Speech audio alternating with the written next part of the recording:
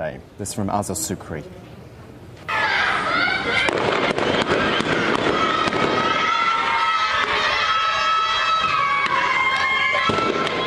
Bahrain's protesters once again angry and willing to engage security forces.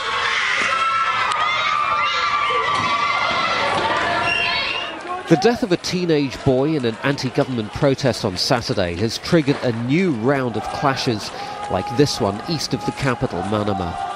Access to foreign media remains restricted, so Al Jazeera can't independently verify these amateur pictures. But they do appear to show that the protest movement in Bahrain is managing to keep security forces on their toes.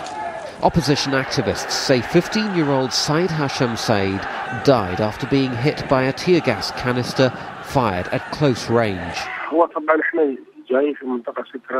We were coming to Sitra Island and there were some clashes. Then the security forces fired stun grenades and my son was injured. He wasn't a protester. He was just an innocent bystander.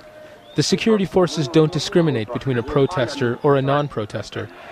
But the government says burns found on his body could not have been caused by a tear gas canister.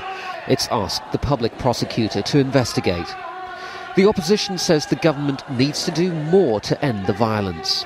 In general, what's going on that the regime is continue to use the excessive force. They are ignoring all the advices from international community and from the Western country and from United States.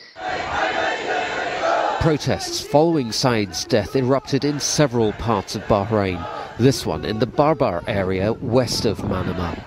And this mock funeral in the same area also drew dozens of people. The government has promised reforms following the release of a report in November that discovered human rights abuses were carried out by Bahrain's police. But members of the opposition clamouring for a greater say in the running of their country say they don't hold out much hope of those promises being fulfilled. Azhar Sukri, Al Jazeera.